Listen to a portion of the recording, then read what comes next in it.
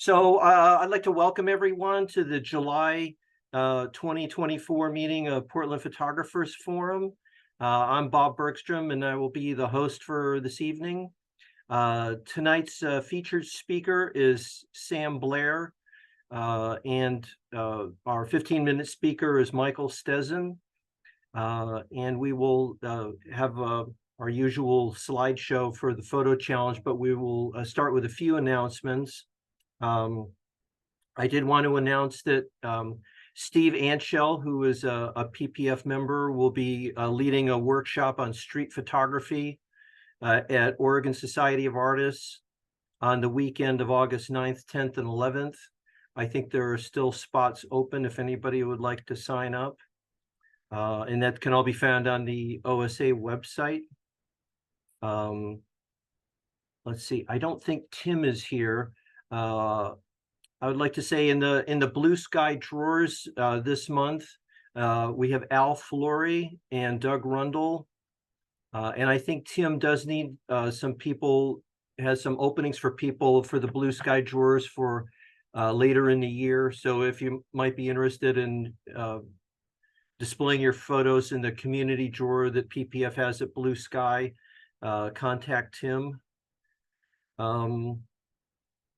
Also, I might just mention that the board did approve to get some new easels for the print share meeting. So on the first Monday of next month, expect to see some new easels to go along with what we can still use from the old ones. The old ones were falling apart, and we were sometimes risking people's prints falling on the floor. So we invested in some new easels. That was about all the announcements I had. Did anybody have any announcements that they wanted to make? If not, we could go ahead and start the slideshow. Let's see.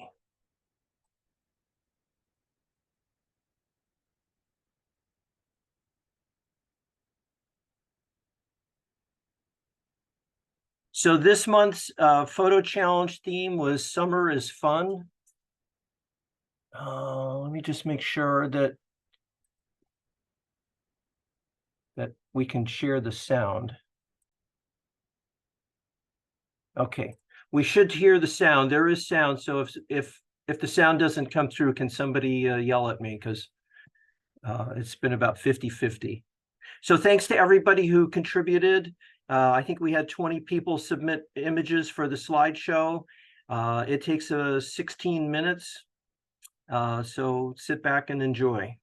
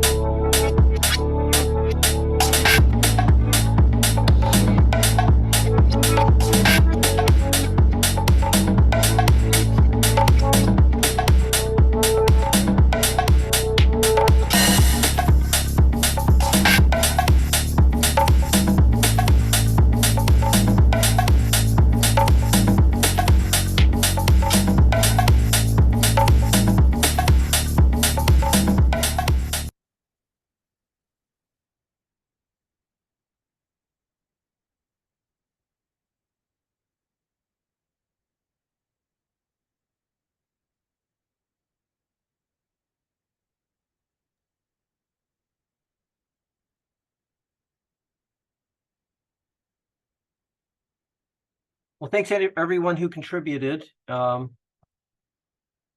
see, it's not wanting to stop sharing.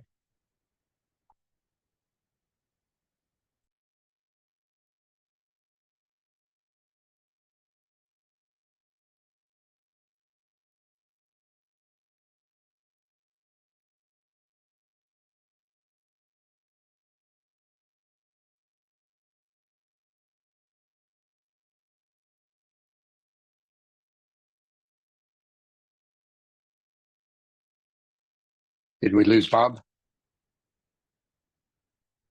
I think Bob may have disappeared into the ether. Oh, I think I'm back. There you are. Okay, good. Okay, I'm back and I'm unmuted. Well, thanks everyone who contributed to the slideshow. We always get a lot of interesting images and a real variety. Our member speaker tonight is Michael Steszyn. Michael is a new member of PPF in 2024, but he has been a regular contributor at the print share meetings. So many of you have seen Michael and his work. And Michael is going to talk to us about an interesting project that he has been working on. Michael, do you want to go ahead and start your screen share? I will start that.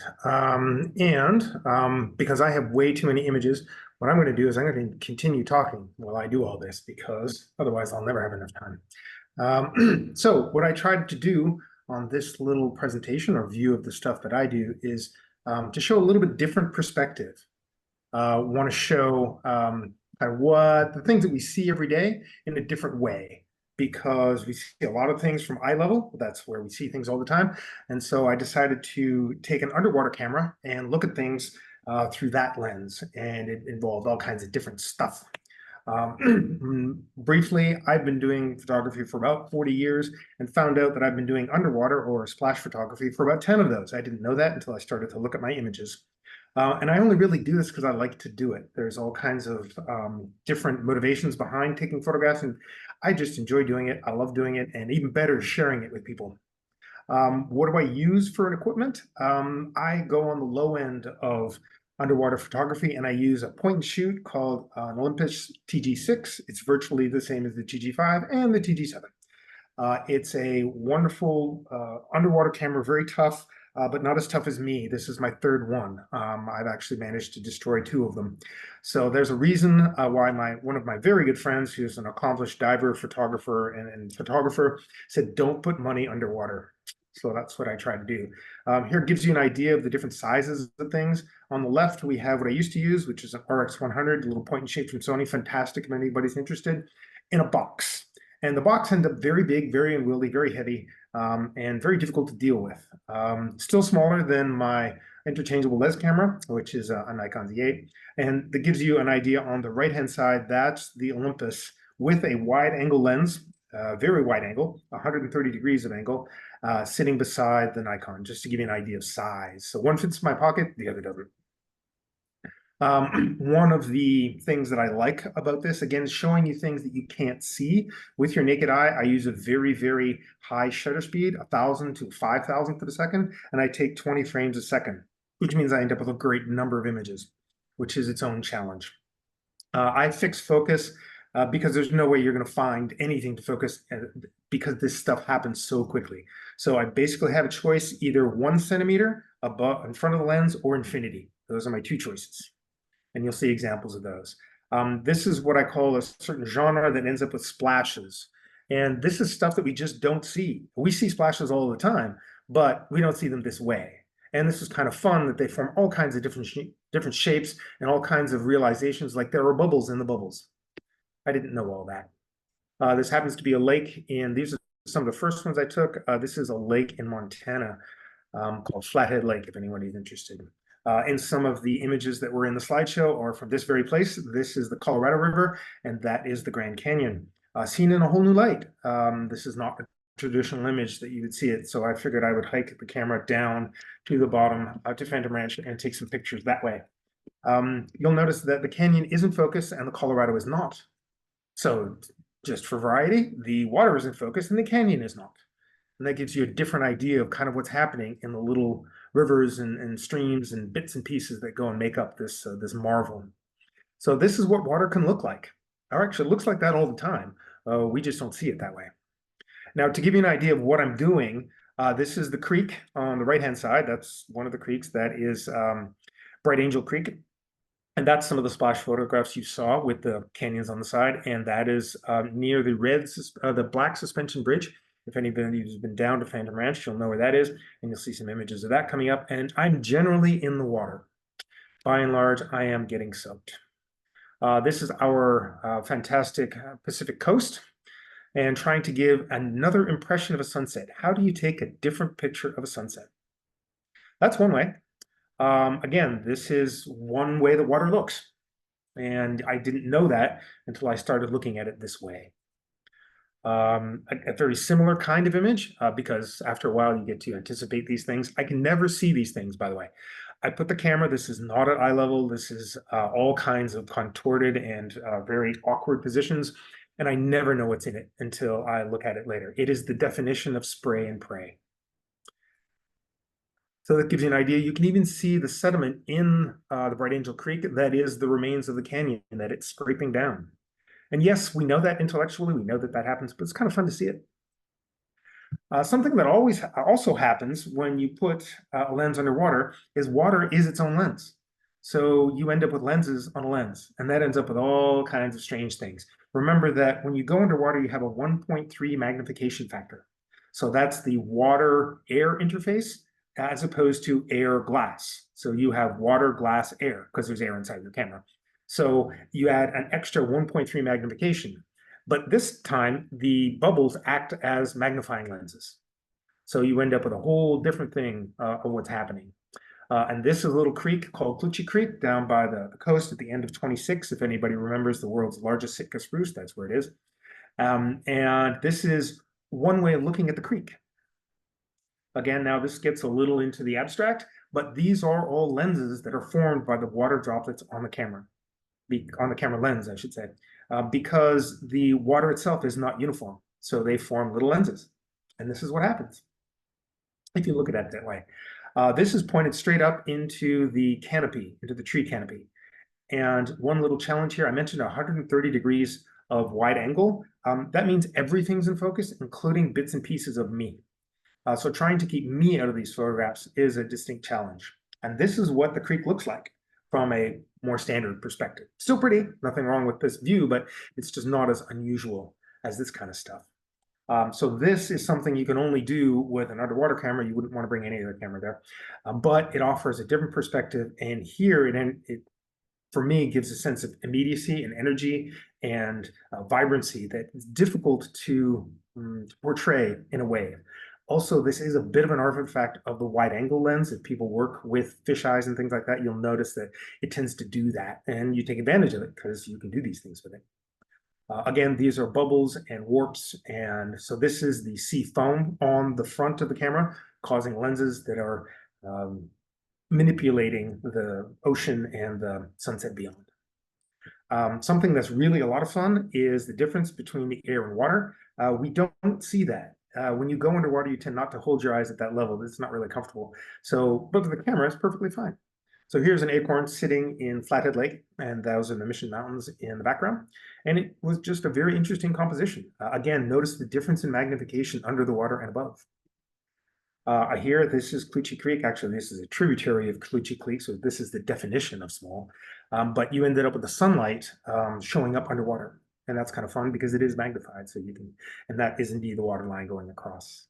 My family, everybody but me, raises cranberries in Quebec, and this is a different perspective of the cranberry field. Bog, really. And so you can look up cranberries, but they are intimately tied in with water. And this is kind of an unusually sunny day around harvest time, which doesn't really happen because it's in the fall and usually rainy and cold. This is our Youngs Bay Bridge.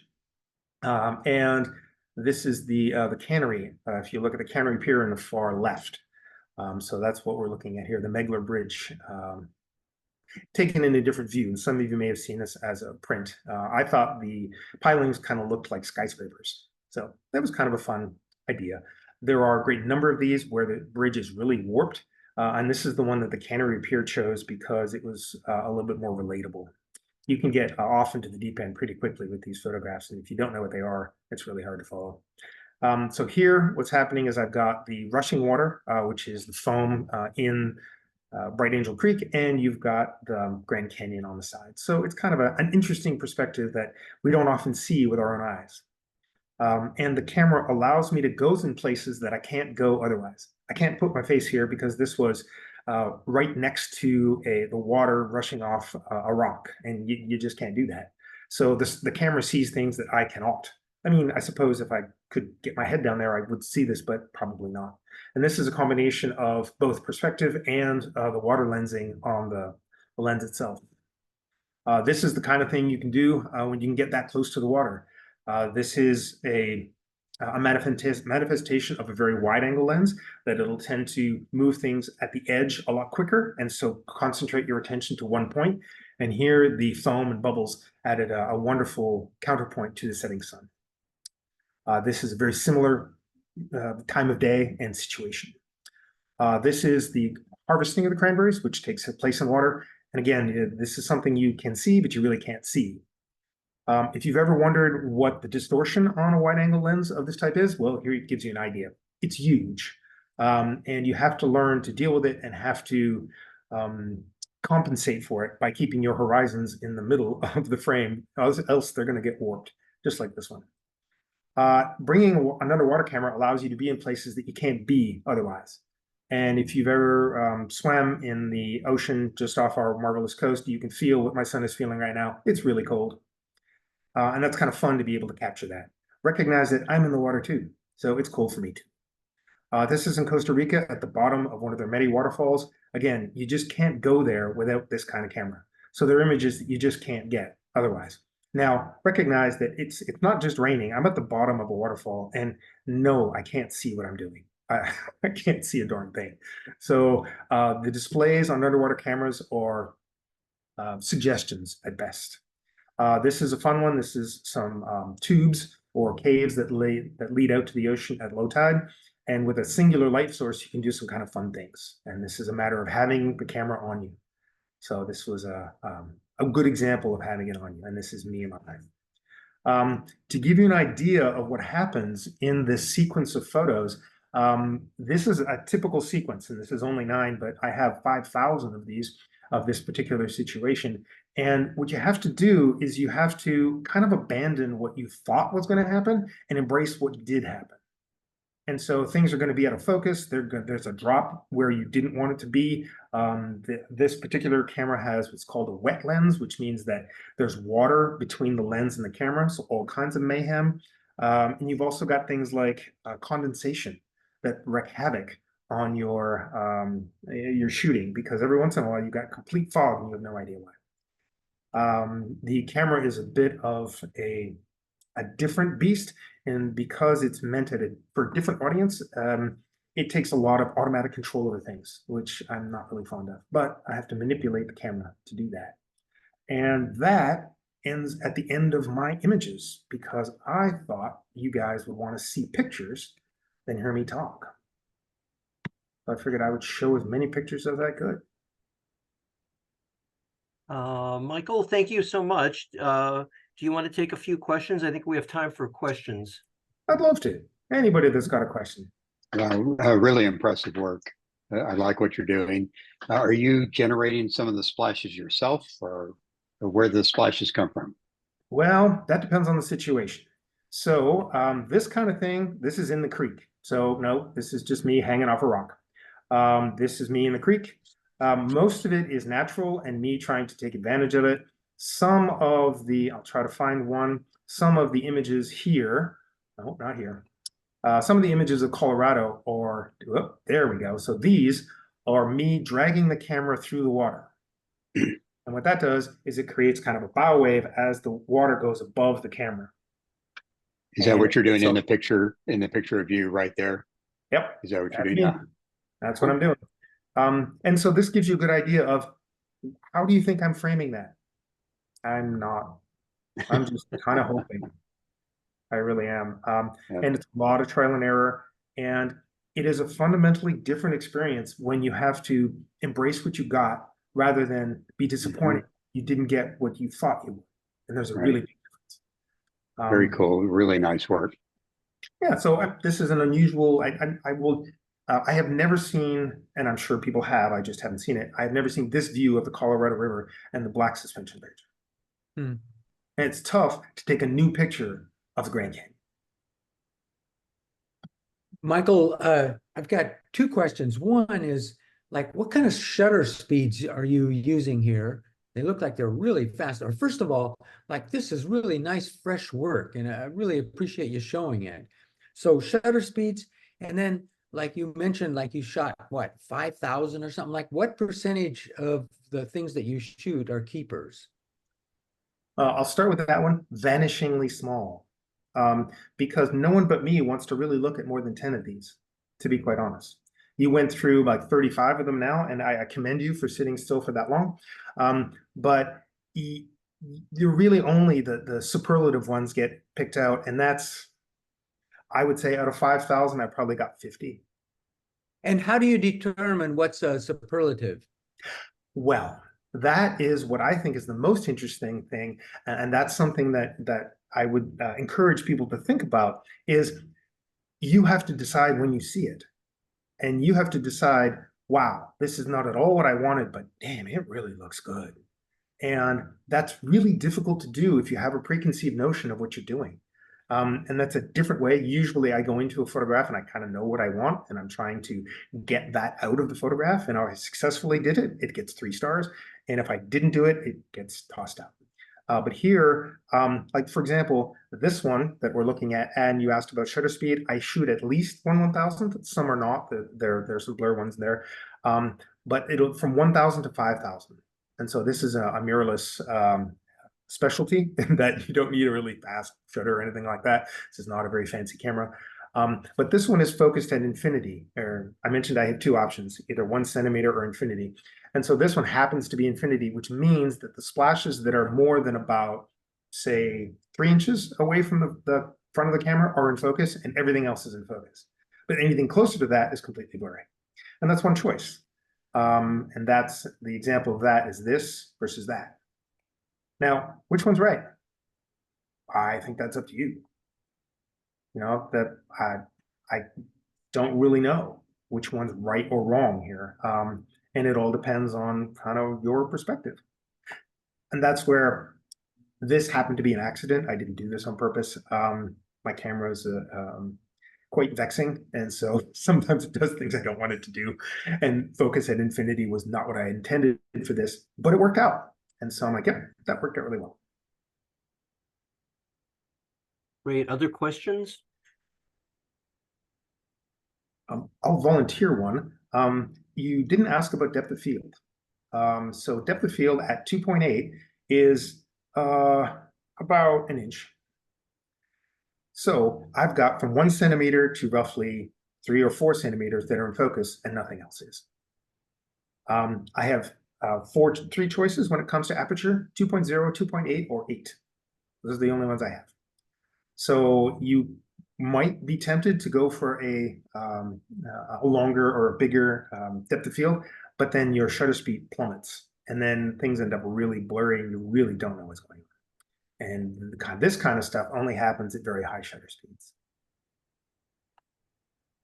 Michael, how do you find your I don't know that this work has progressed over 10 years? Obviously, there must be a learning curve, or do you feel like it's just random? And is it more predictable now that you've been doing it for a number of years? Well, I would say that of this slideshow, I would say that the overwhelming majority is from my last trip. And that's because I finally got it down to predictable, where I kind of know what's going to happen. And that's taken a very, very long time and great number of frustrating episodes. The fogging, for example, innumerable photos just kind of wasted because I couldn't see a thing. Everything had fogged up and I didn't know. So now that I know to look for that, I don't make the same mistake anymore. But yes, this is a great deal of trial and error. And I like to think that AI would have no idea how to do this. Well, Michael, thanks so much. This was really fascinating, and like Yana said, it's really refreshing and different. And I think it's always good to use your imagination, boy. Okay, I'm going to stop your screen share then. Sure. Great. Thanks so much, Michael. Let's see. Is Sam, are you here?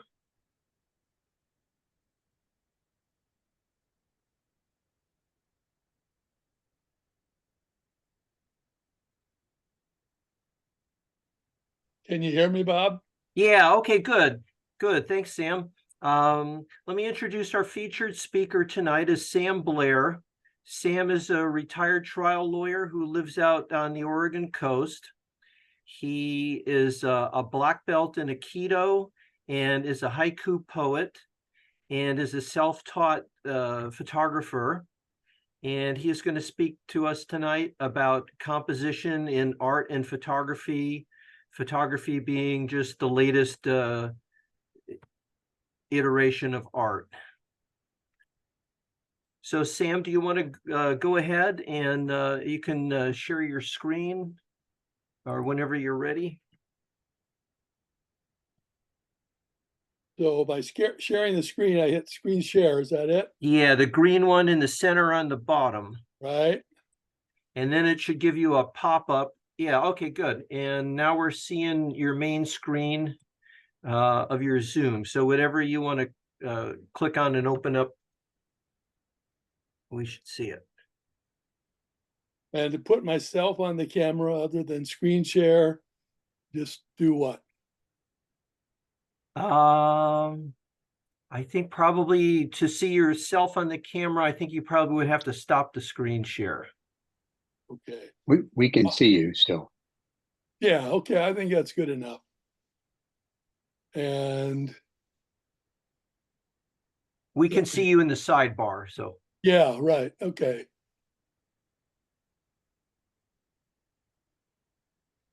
Okay. Well, let me start just by thanking you, Bob. And I feel honored to be here to talk to such a distinguished group.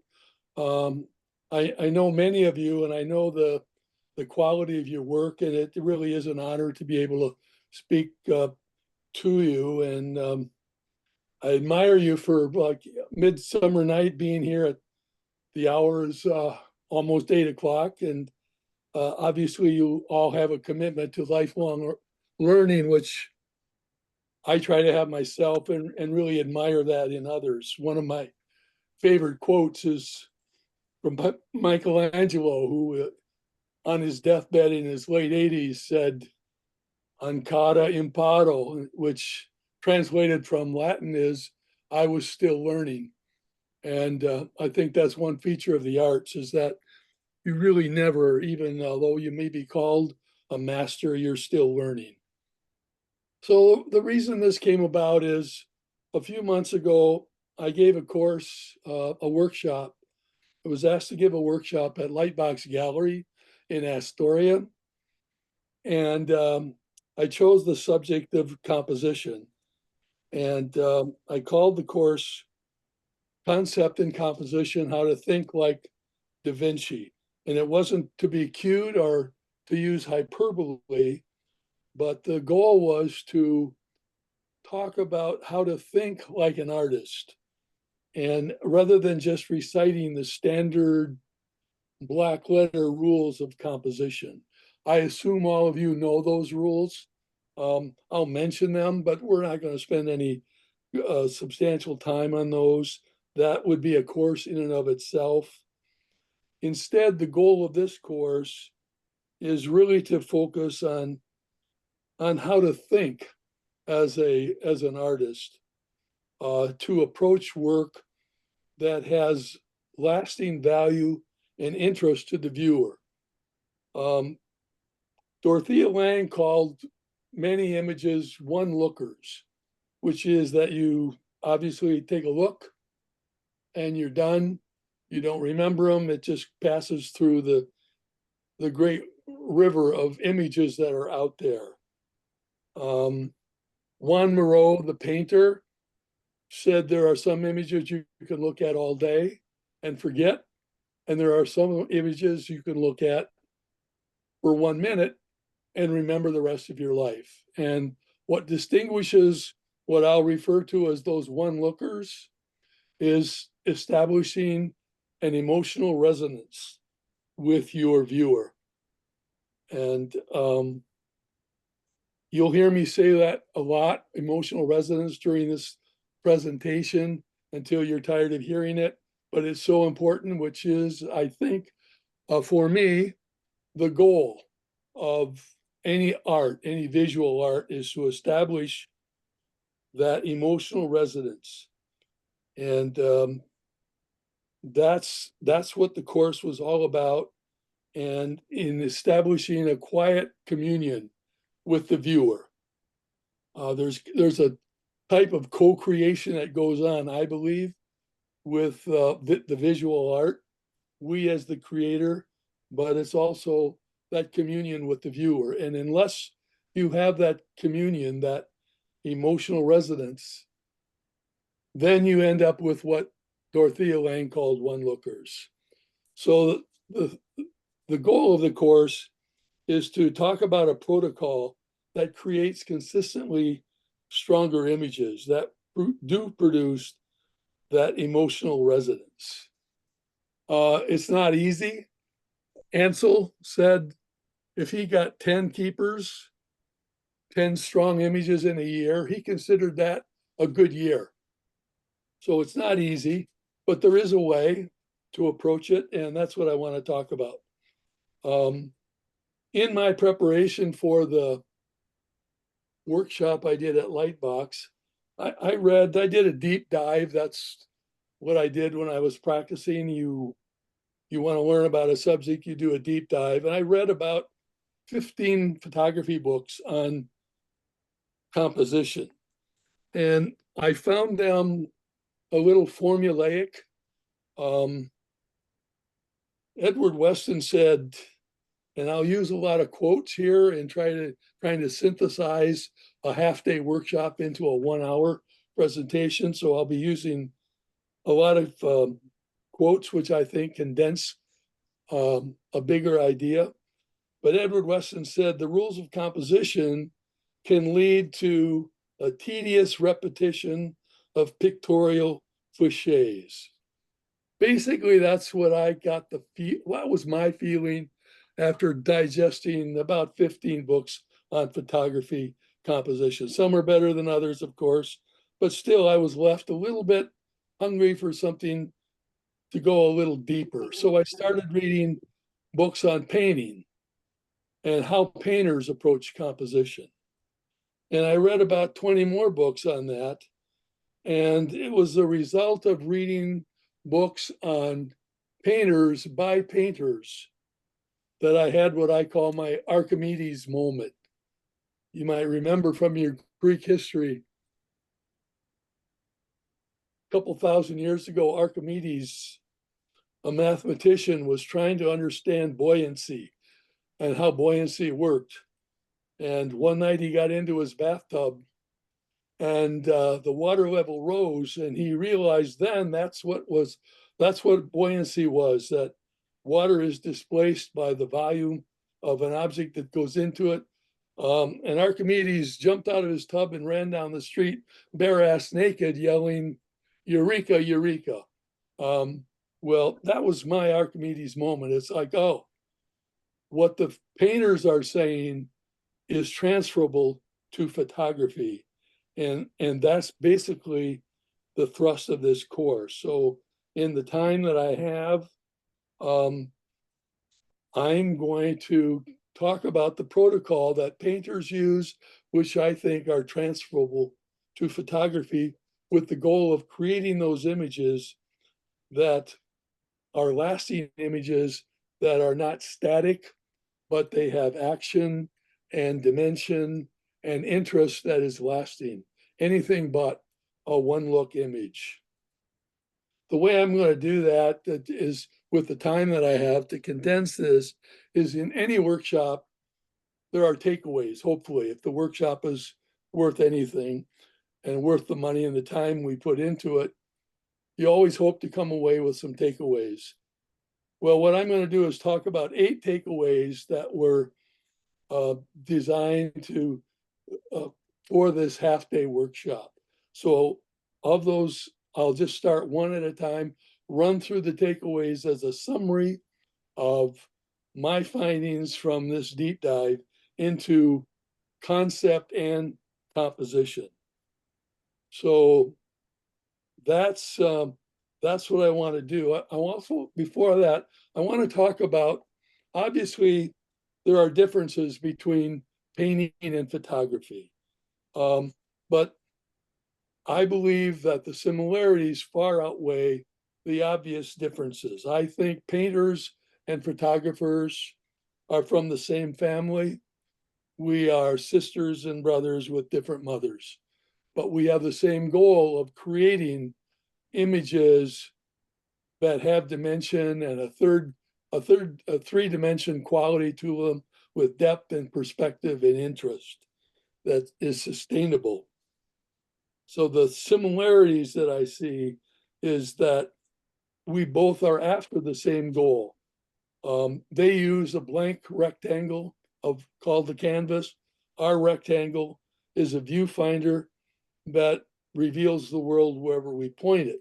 They have to create the world, so their version is additive, ours is subtractive, and those are the primary similarities between these two art forms. So the goal again is creating a two-dimensional image or three-dimensional image from a two-dimensional plane, and that implies dimension and depth and perspective and movement, such as the images we saw from Michael earlier, a different perspective. It shows a passage of time, but that fundamentally tells a story. Both painters and photographers are storytellers, and that's the challenge, is to tell a story that has interest and emotional resonance.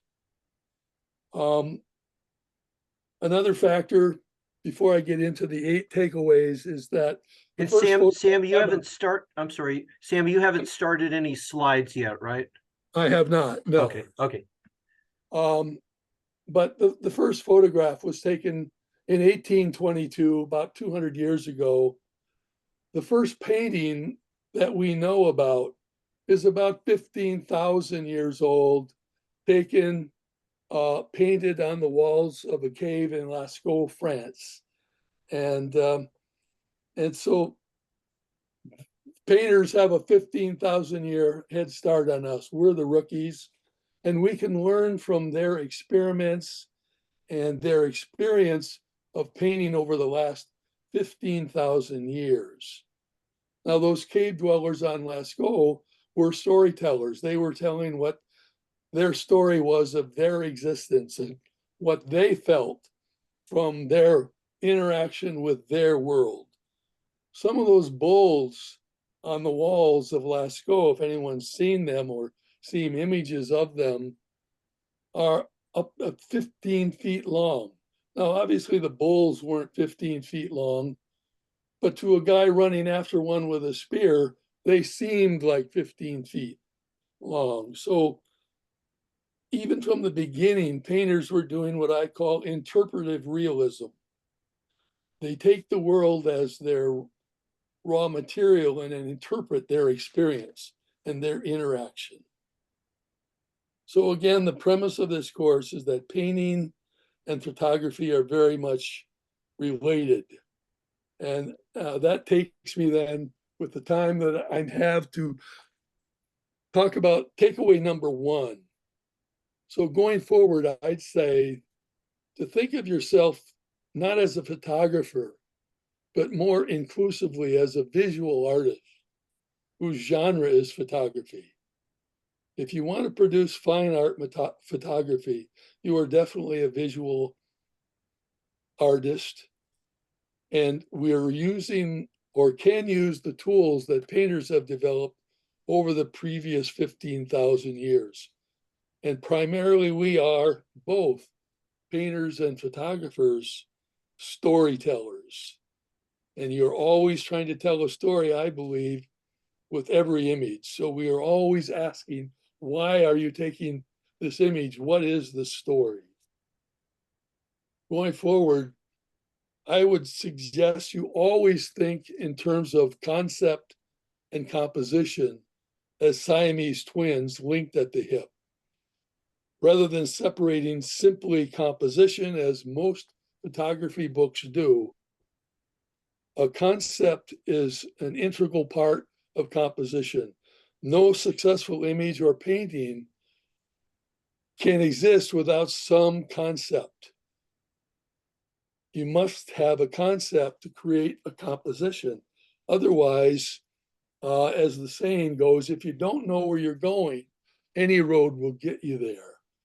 So we begin by always thinking of concept and composition as one more way to produce the strongest images that we can. Number three is, the third takeaway is that all begins with emotion. I noted in Michael's presentation, he mentioned that one particular way he goes about it gives him a feeling of vibrancy. Well, that's his concept, whether or not spoken or not, but that feeling is the embryo. That's the beginning of a good composition, which is the means for producing strong or stronger images. It's all about the feeling. So the feeling is your concept. Whatever that feeling is, that's your concept. That's where you're going. And I can't overemphasize the importance of feeling in producing your work. Your unique response and interpretation of reality is your raw material. So I would say, consider yourself, as well as a visual artist, as an interpretive realist, taking reality and interpreting it pursuant to your own persona, your own experience, your own values. That is how you create the strongest art of which you're capable. But otherwise, without that emotional response, that emotional reaction, if you don't have an emotional reaction to a subject, how can you possibly expect to produce an emotional resonance with your viewer? I don't think it can be done. So that's the third takeaway. It's all about feeling.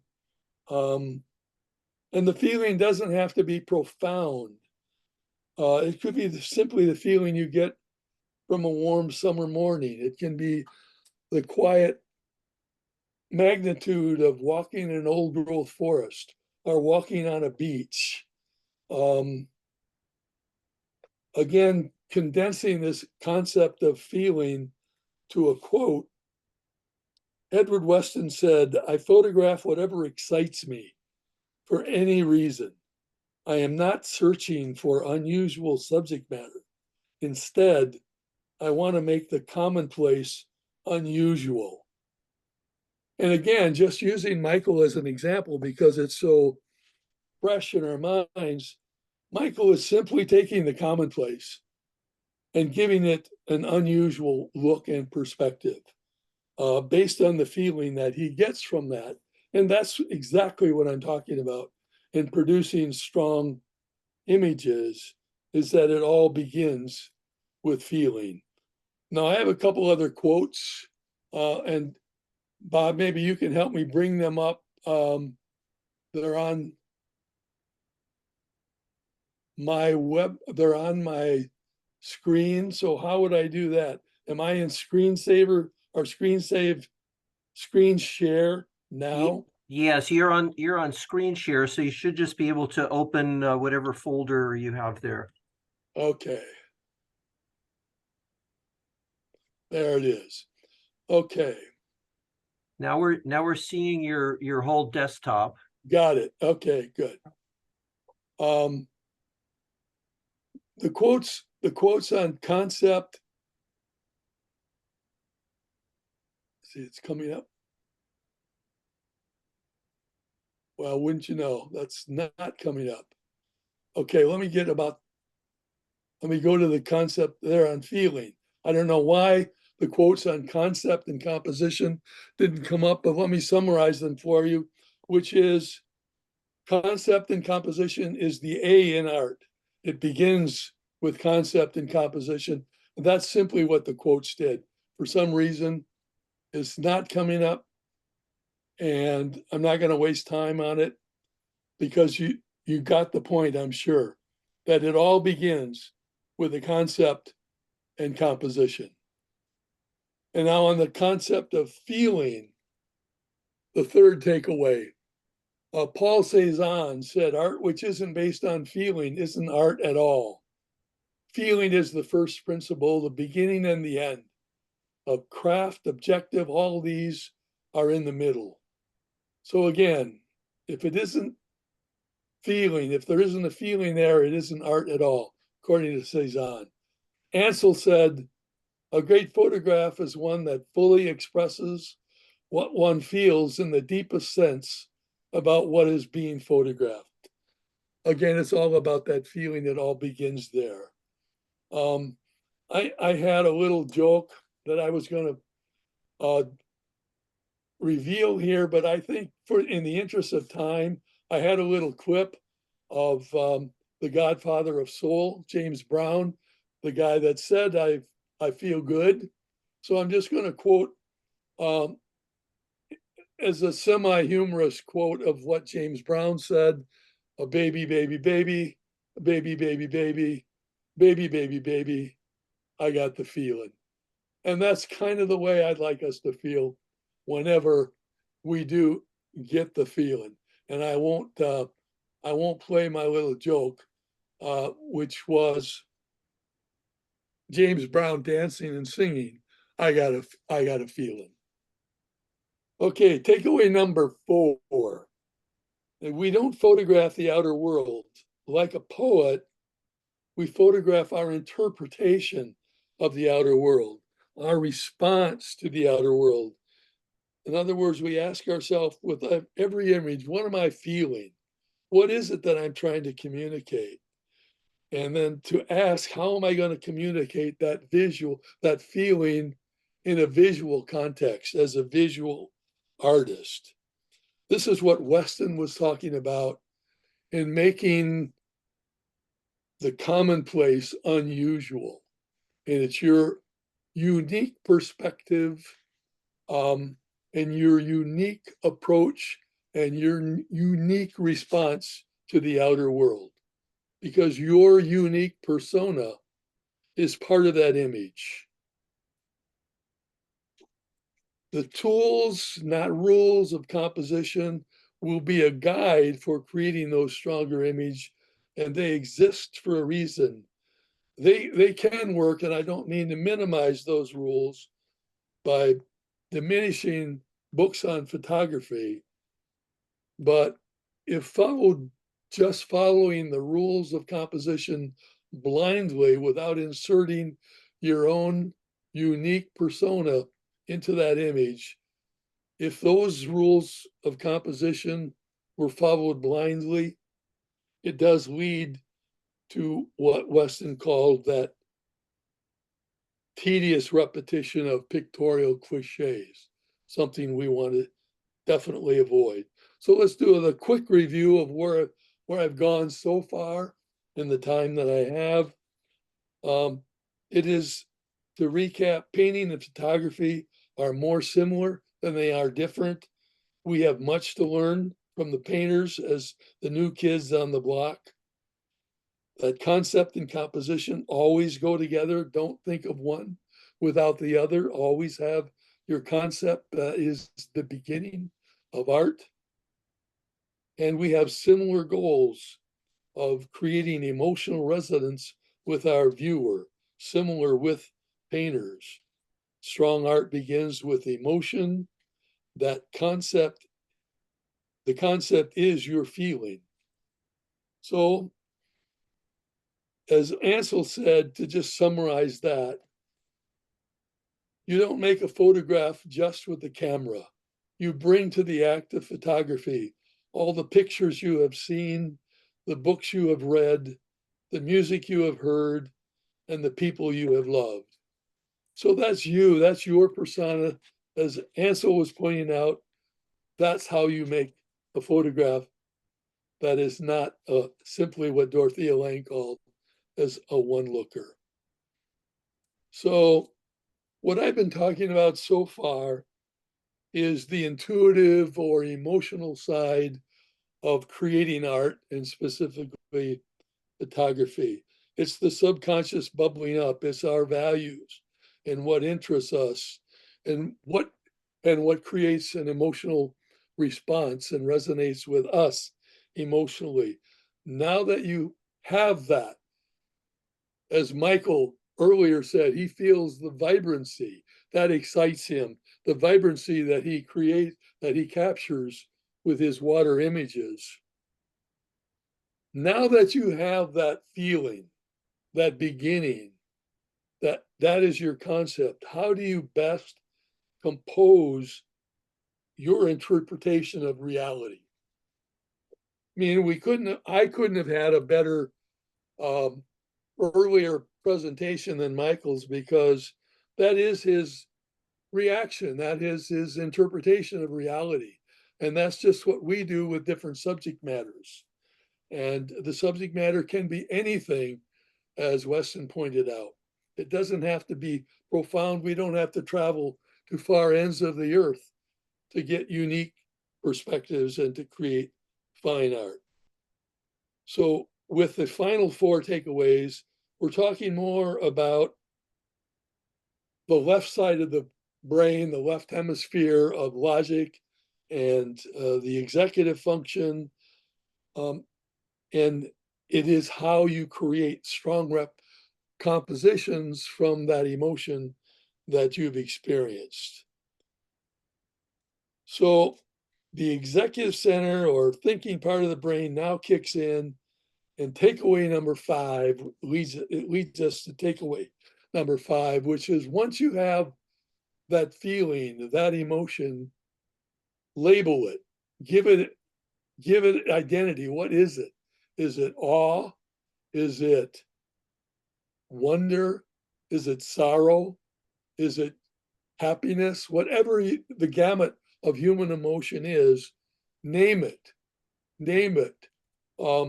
That helps define your concept rather than simply feeling it. Again, we're switching into the left brain hemisphere where we're labeling things because it assists us in the ultimate goal of creating that composition. And composition is a cerebral thing. There is certainly a lot of intuition involved, but it is most definitely also a cerebral left brain function of how to create from the exterior world your interpretive, realistic view. How do you respond to the outer world? That is what we have to think about in identifying your emotion. So takeaway number 6 is to abstract the scene. This is what painters do. I didn't find anything about abstracting the scene in the photography books, but what does it mean? Abstracting the scene means whatever you're looking at, society puts a label on it. It's a chair, it's a table, it's a desk. But instead of seeing the thing that society has labeled, see them instead through the eyes of a visual artist, which is lines, shapes, and forms. 2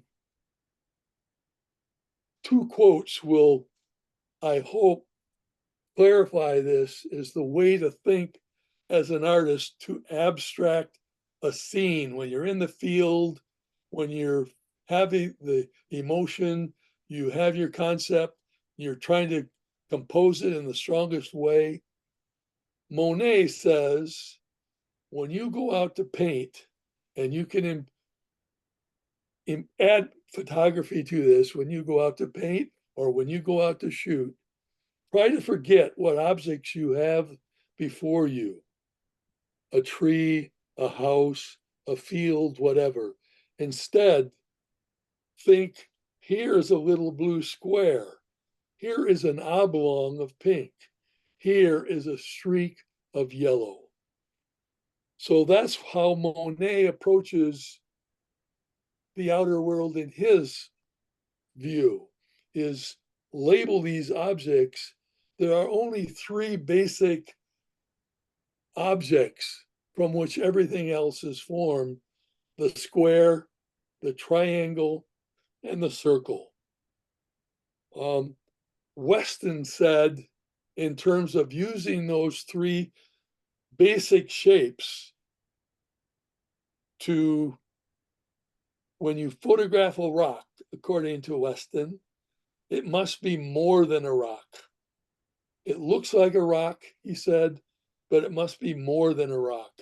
What I think he's saying is you see the world graphically, you abstract the world. And so in terms of a rock is, how does it compare in terms of shape and form with everything else? How does it relate to other things?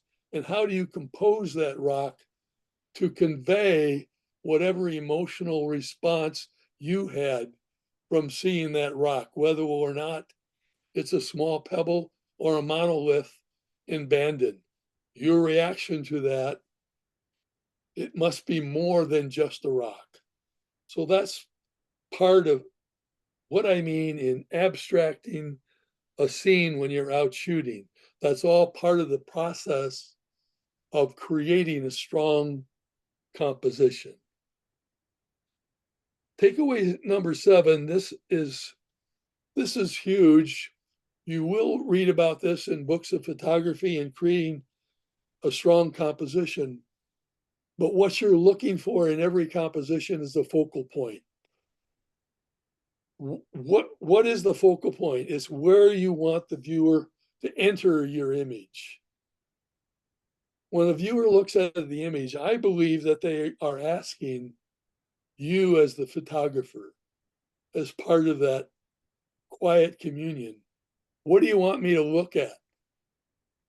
Where do you want me to go in this image? And you as the photographer, as the artist, need to direct the viewer's attention with a visual path, and it starts with the focal point. So how do we create this? How do we create the focal point? Just know that that is your goal. Every piece of true art has a focal point. It's the key point for creating sustained interest and conveying that emotional resonance. You basically take your viewer by the hand and lead them on a visual path through your image. And those that do not have a visual path that for which you have directed the viewer will be amongst those onlookers, because the viewer will simply have trouble trying to interpret what you are trying to say. And this also is where the tools of composition come in, because they are designed over the past 15,000 years of starting with painting, where these rules of composition, these tools of composition came from. Here is where we can use them best. In how do we create the visual path for our viewers for that focal point? Such things as leading lines and lines that are horizontal or vertical or diagonal. As we know, a horizontal line suggests calmness, sunsets. Horizontal lines suggest calmness and orderliness. Vertical lines suggest solidity and strength.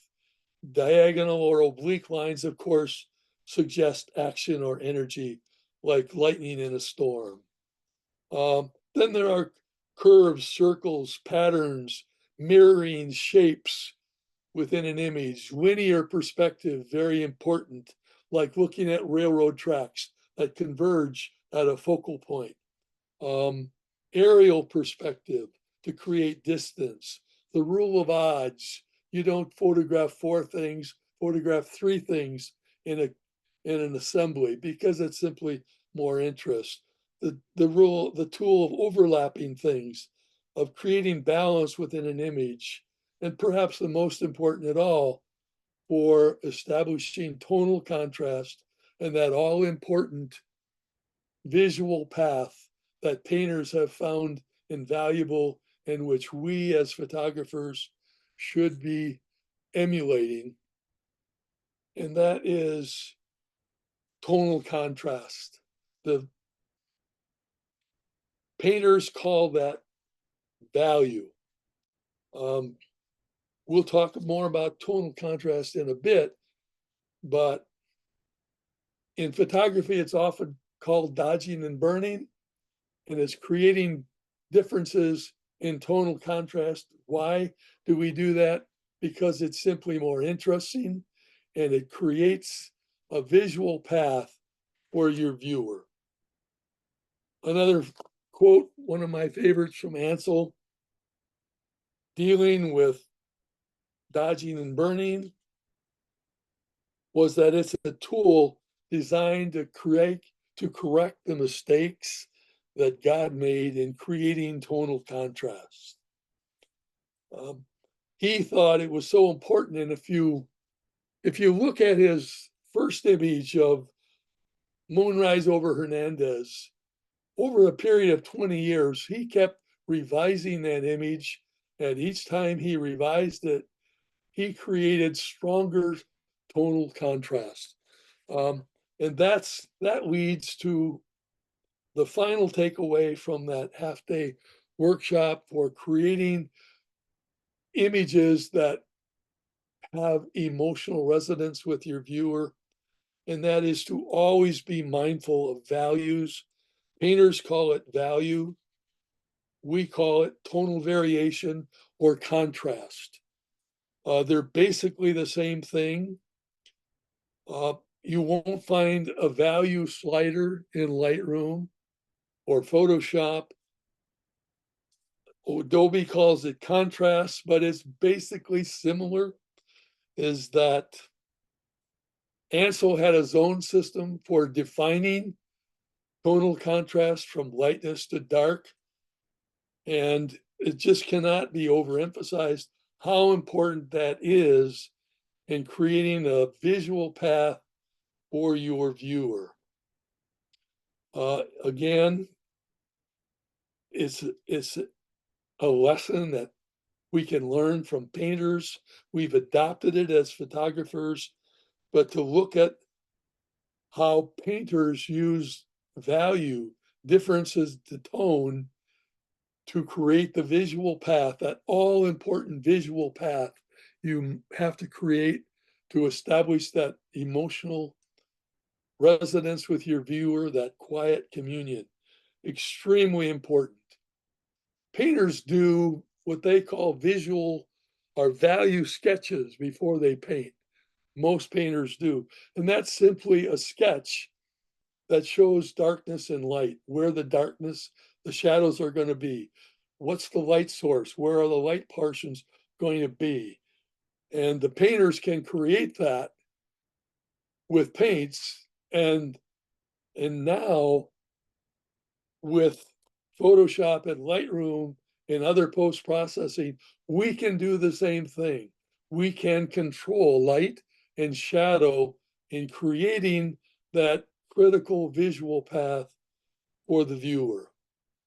I would recommend, it was recommended to me to start sketching, because sketching will give you a different view of the world.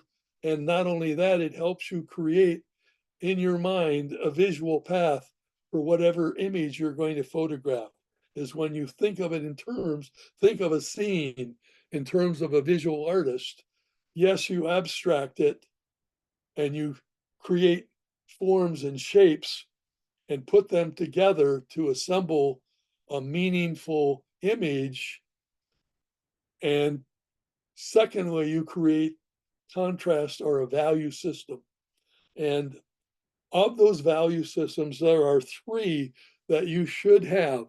I'll just say that as a basic rule of art for painting and art. And I get this from painters and the 20 books that I've absorbed on the visual art of painting.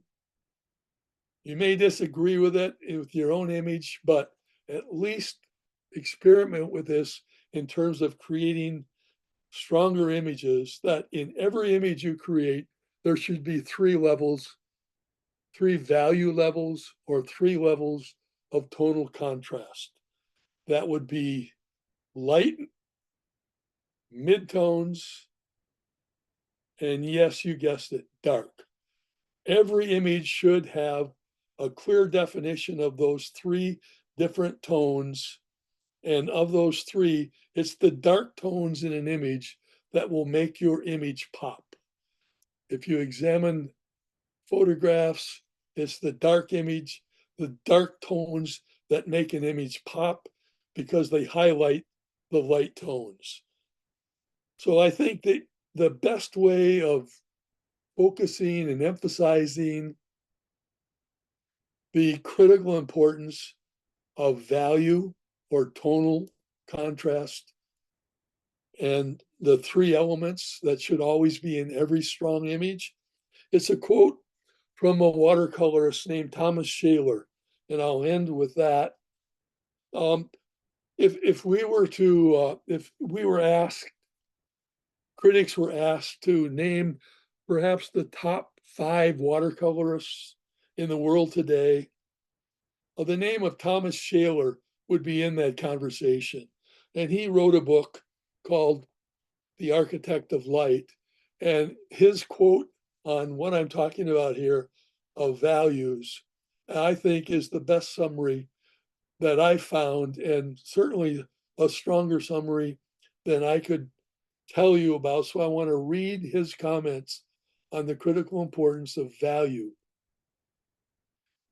And I quote him as follows: more than any other aspect of painting. And again, like Steszyn, when they're talking about painting, photography is the same thing. Instead of the word painting, think photography. But more than any other aspect of painting, he says, value can make or break a work. An otherwise mediocre painting can soar, or a technically perfect one can fall flat, depending on the artist's command of the range of values. A well-designed composition of darks and lights is really the foundation of a good painting, he says. There must be a visible dynamic range from dark to light to keep the work from looking monotone and flat. It is an indispensable tool for expressing an emotional effect, an atmosphere, or a mood. So that's the quote that summarizes, I believe, the importance for all of us as photographers to borrow that from painters as visual artistry, and that's would be the goal for our own work going forward. So I would recommend that every image you make have those 3 tones: midtones, light, and dark. And when you have a finished image, what painters do with their work is they use the technique of squinting. If you've printed an image, or even if you're looking at a digital image while it's still in Lightroom or Photoshop, squint, close your eyes almost to the point of not being able to see, and what you will see are the difference in values. By squinting, you see lighter tones and the midtones and the dark tones. And if you don't see that, that tells you that you need to create those tonal values, those differences in tonal contrast by raising the tones or lowering them or bringing them out, so you will have those three critical tones. So that's the point of what I'm trying to bring across in this presentation of summarizing that half-day workshop. And the beauty is that we can control that all-important value of an image in post-processing. So I'll finish by giving you what I feel is the real rule of thirds, and then maybe with the time left, I'll bring up a couple of images to deconstruct basically or review the stuff that we've talked about in the past, whatever it is, 40, 50 minutes. But the real rule of thirds is this. It's 1/3 concept of your image, 1/3 composition, and 1/3 post-processing. In post-processing, that's where we correct, as Ansel said, the mistakes in tonal contrast that God made. Tonal contrast gives us that emotional resonance that we want that the viewer to have. That's the secret sauce.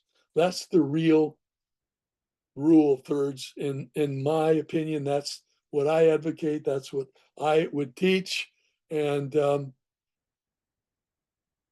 I'd say give this protocol that I've talked about a chance in your images. Maybe you're doing it already, but if you haven't, emphasize in your images to come the importance of that value range of light, mid-tone, and dark. And with that, let me just deconstruct a few images that are definitely not one-look images, and maybe talk about why these images have lasted and where the focal point is on the image and where the photographer wanted your eyes to go and what the visual path was. And by looking at strong images, I think it helps us in producing our own strong images. Okay. I'm sure you recognize this image. Dorothea Lange, migrant mother. Where's the focal point on this image? I'm going to use my cursor, and it might be different for every viewer. A focal point is not an absolute, but you want it to be as uniform as possible. And in my view, the focal point are the eyes. In a human face, the focal point will always be the eyes. And now, what is the story that Dorothea Lange is telling? We know what her story is. We know why she was producing these images. But if you didn't know, you could tell what the story was from looking at this image. And in terms of a visual path that she created in this image, you go from the focal point, and normally in the West, our view is from left to right. So the eye tends to go left to right. You would look at this and you would come down. Here's a leading line, this line. This is a leading line coming up. And then here and back to the focal point. This is basically, to deconstruct this, this is a circular composition. That's the tool that Dorothea Lange used for this. And there's this, although it was a spontaneous image, she posed this image. And there's a video out there on the 15 minutes or so that she spent with this woman in creating this composition. So that's just one example of a strong focal point in composition. Now, to get out of this, what would I do for the next image, Bob? Well, I think I think I've got it figured out. I go there. Okay, I've got it. Okay, here's one more image to look at. Again, by Dorothea Lange, one of my favorite photographers for telling a story and creating focal points. What's the focal point on this? This no great mystery. Where does your eye go? When you look at this image, are you thinking, what does she want me to look at? It's just a big crowd of people. No, I don't think so. I think for me, and I would guess for most of you, here's the focal point, the sky. This is essentially a composition of repeating patterns. Look at all those hats. And most of the gaze are turned away. And one rule of composition is when you're doing patterns, break the pattern with something that create interest. And that's what she's done here in this composition. This is a composition of repeating patterns to deconstruct the image. And what is the story?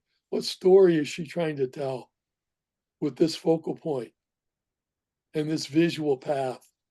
Well, you don't need me to tell you what the story is on this image. Despair, dissolution. Now going to one of our own, I want to bring this image up. This is from Kathy Ratty. A few months ago, I juried a show for Lightbox on an exhibit called Synchronicity. And Kathy was given the Jurors Award for this image. I thought this was a fantastic image. I still do. I can't stop smiling every time I look at this image. This image has emotional resonance for me, but let's reconstruct it. And I'll tell you why I think this is a Jurors Award image, why this is such a strong image, why this is anything but a one-looker. What's the focal point on this image? Well, it could be either one of these four people, but for me, it's this dude. My eye goes right here to this guy. It's like, what the hell is going on here? In telling your story, it's always a good idea to leave some mystery, something untold, because that's part of the quiet communion with your viewer, that co-creation of a strong image with your viewer. And so I'm drawn into this image and I want to know what's going on. I want to finish the story. The guy has a shark's tooth little pendant here. He's holding water. He's got this Fu Manchu thing going on. They've all got their sunglasses on. They're all smiling. They've got matching Hawaii print dresses. They all have their sunglasses. Basically, this is a composition of a triangle. Here's the triangle. I'm using my cursor. And then it comes in here at the point. So that creates great visual interest. That's the visual path. And in terms of the story, I mean, what's going on here? All these umbrellas are folded up and there's nobody else out there. And yet here they sit, happy as clams. What's the story? I don't know what their story is. It just makes me feel good to look at this image. This is a feel good image, and probably the story is happiness and aging. You can make up your own story, but Kathy is giving you all the ingredients to create a very strong image. In the couple of minutes I have left, I'm going to talk now about some paintings and how the masters have done it. This is one of my favorite paintings. It's by Edward Manet, and it's called Olympia. And this hangs in the Musée d'Orsay museum in Paris. This was a shocking painting when it was made over 200 years ago. And over time, because of the strength of this image and the story it tells, this image now has a special place in the Musée d'Orsay. As you come up a flight of steps, Olympia meets your gaze. And so where is the focal point on this image? For me, it's Olympia's eyes again, right here. And like the Mona Lisa, there's an ambiguity in this gaze. What is she saying? And who is she? What's going on here? What's the story? Well, my guess is that Olympia is a prostitute. And she's on her bed. And to help create this focal point, he's used light and dark. The face is light, the background is dark. So that helps bring your view, your focal point to this point. But then where do we go from that?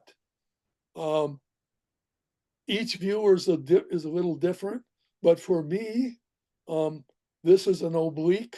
I follow this line of her body, and I find it interesting that she's in bed wearing shoes, but that just adds to the amusement and interest to the image.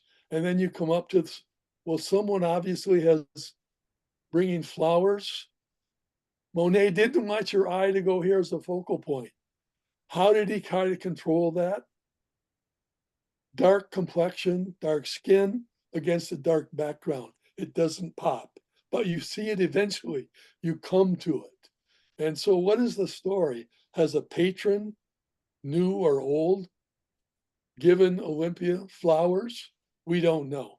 We don't know what the story is here, but that's part of the appeal of 200 years that this image has been popular, except for the beginning when it was shunned, and why it hangs in a prominent place in one of our world famous museums. And then just a couple other things to think about in your image. There's a little things you can do to add interest. Kathy's image had a lot of little things of interest, but look at this bow. Like, what's that all about? That just is like, well, it's cool. I mean, I just like the bow. It adds interest in it. And what's with this? The black cat. Well, 200 years ago, I researched it and like, what's the black cat in the image Olympia? Well, 200 years ago, a black cat stood for mystery, or that which cannot be told. So that's a symbol. He uses a little symbolism there. So that really, I mean, there's a couple other images, but I think, let me just show you my final two for the rule of thirds to emphasize that. But a couple images of mine. Michael will probably recognize this, being familiar with Astoria, but this is a building called Big Red. And when I look at this image, the feeling I get is like, oh my God, the next storm is going to blow this into the river. And so how would I convey that feeling that I have of danger? Actually, half of the building has already been blown into the river years ago with another storm. But how do I create that tension of fragility, an old building, and the fragility of a building on piers whose time is definitely come and gone? Well, first of all, the focal point obviously is in the building, but look at the composition. There is no rule of thirds here. If you drew an X, the building is right square in the middle. So the rule of thirds is only a tool. It doesn't work in every image. Some images, it works against you. So that's an example of the rule of thirds being not something that you adhere to, but something to consider. It's simply another tool in your toolbox that you may or may not use. Last image on the same point. This is called whale calf. It's one of my images in Magdalena Bay in Mexico, where whales go down to birth. And I was in a inflatable boat, and a pod of whales approached, and this baby whale came up, and I was just lucky enough to get his image. And I cropped the image, yes, in post-processing. There's a lot of post-processing work in this image. But again, it's right square in the middle because that's what I want the focal point to be, in the middle. That's where I wanted you to go. And where is the visual flow? Well, the water creates, again, a circular composition to create interest. So that's my presentation. Thank you for your attention. I hope that you got something out of it, and I hope that it's something to think about in your workflow on the next time you're out in the field taking images. So thank you for your attention, for hanging around. I appreciate it, and it was fun for me. Thank you, Sam. Back to you, Bob. Do you want to take a few questions? Absolutely. Q&A, absolutely. So one of the concepts kind of bantered around is the concept, or first of all, thank you very much for spelling these out, and especially reminding us about emotion, and like the abstracting the scene, and like these really basic kind of things to think about. So thank you very, very much for that. Thank you. One of the things kind of bantered around is that concept of inspiration. Where does that fit into your 8-point scheme? Where does what, Janice? Could you repeat? In inspiration. Well, inspiration is an emotion, and I'd say it's a very, very important part. I mean, if you're not inspired, you're bored, and if you're bored, you're not going to create fine art. And so I think inspiration is the match that lights all of this. What inspires you to go out with your camera? Again, using Michael as an example, who preceded me, what inspires him to take these images? He finds them interesting. What inspires me to go to Bandon and walk amongst those monoliths? It's the feeling of awe that I get. So I think the inspiration is looking forward to that emotion. I think inspiration leads to getting that emotion. And the more emotion you feel, I would say, the more inspired you're going to be. The better images that you see yourself producing, the more inspired you're going to be about photography. That's the best answer I've got, Janice. Well, thank you. Any other questions? Kathy, do you want to tell us some of the backstory of your photo? Oh, you're muted, Kathy.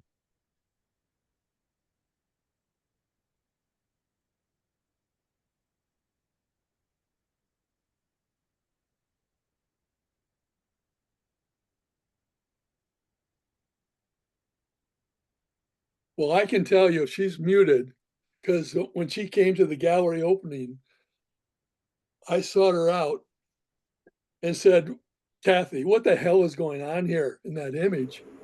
And okay. Are you on, Kathy? I think I'm on. Okay. Yeah, okay, we can hear you now, Kathy. Go ahead. What the question? What was my inspiration?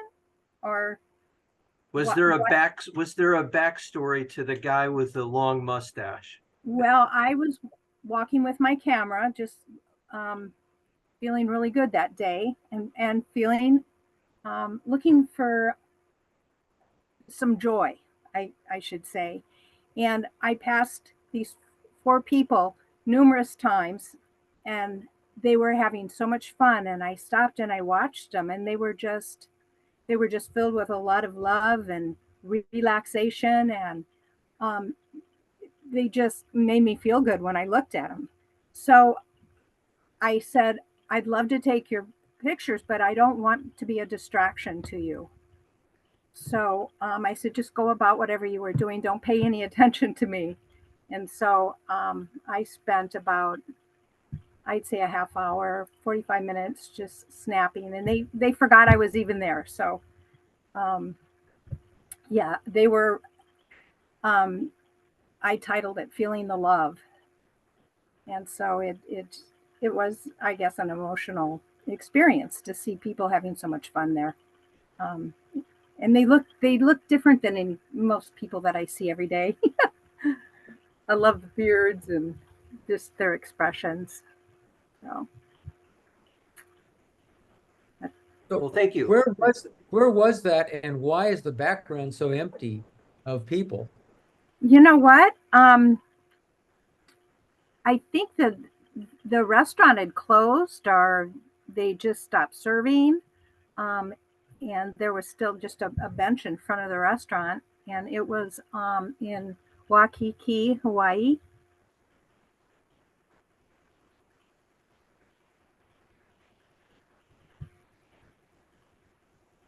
Anybody else have questions for Sam or questions for Kathy? Oh. Thank you, Kathy. Well, thank you, Sam. I was kind of taken off a little bit. I'm a little bit emotional after that. So thank you. Oh, thank you. Great job, Kathy. Thank you. I wasn't expecting that.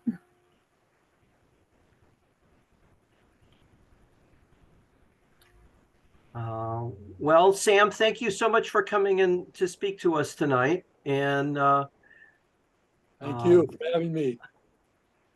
Thank I you. guess if there are no other questions, we will see you all again next month. Thank you, everyone, for tuning in tonight, and everybody stay cool, and we'll see you again next month. Good night, everybody. Okay. Good night. And thank you, Sam. Thank you. Thanks, Sam. Good night.